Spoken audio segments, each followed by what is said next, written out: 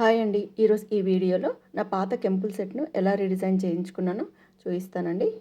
17 years back కెంపుల్ set అండి. ఇలా single లైన్‌తో వచ్చింది. కిందనేమో ఇలా సీజర్స్‌తో లాంగ్ పెండెంట్ లాగా వచ్చిందండి. దీన్ని ఒక 10 ఇయర్స్ బ్యాక్ ఇలా రీడిజైన్ చేయించుకున్నానండి. అంటే సైడ్స్ సింగిల్ లైన్ మనకి కెంపుల్ వచ్చింది కదండీ! దానికి 2 సైడ్స్ ఇలా గోల్డెన్ బాల్స్ ఏయించాననమాట చైన్స్. మిడిల్‌లో ఉన్న పెండెంట్ సీజర్స్ పెండెంట్ ఉంది కదండీ! దానికి 2 sides peacock designs motifs add చేసి ఇలా కొంచెం బ్రాడ్‌గా చేయించాననమాట పెండెంట్.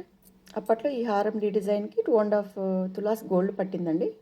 ఆ రీడిజైన్ చేయించుకున్న హారంని మళ్ళీ ఇప్పుడు రీడిజైన్ చేయించానండి. జస్ట్ ఈ కెంపులొచ్చిన పార్ట్ మట్టుకు ఉంచేసేసి ఆ పెండెంట్ చేంజ్ చేశానండి. రిఫరెన్స్‌గా ఈ పిక్ తీసుకొని నేను రీడిజైనింగ్ చేయించానండి. ఈ ఆర్నమెంట్‌లో మనకు వైట్ స్టోన్స్ వచ్చాయి కదా! అక్కడ రూబీ చైన్ అటాచ్ చేసేసి కింద ఇలా మనం నక్షి చిన్న చిన్న పెండెంట్స్ అటాచ్ చేద్దామని షాప్‌లో శాంపుల్‌గా ఈ పీస్ చూయించారండి. ఈ సైజ్ బా అనిపించింది నాకు.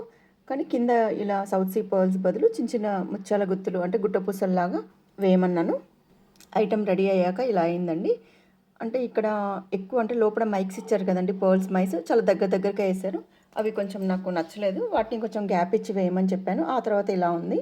ఇది టోటల్ మనకి రీడిజైన్ చేయడానికి నాకు 2½ తులాస్ గోల్డ్ పడుతుందన్నారండి. కానీ అక్కడికెళ్ళాక దాదాపు 3½ తులాస్ పట్టింది. అంటే ఎక్స్ట్రా 1 తులా ఎక్స్ట్రా పట్టిందని.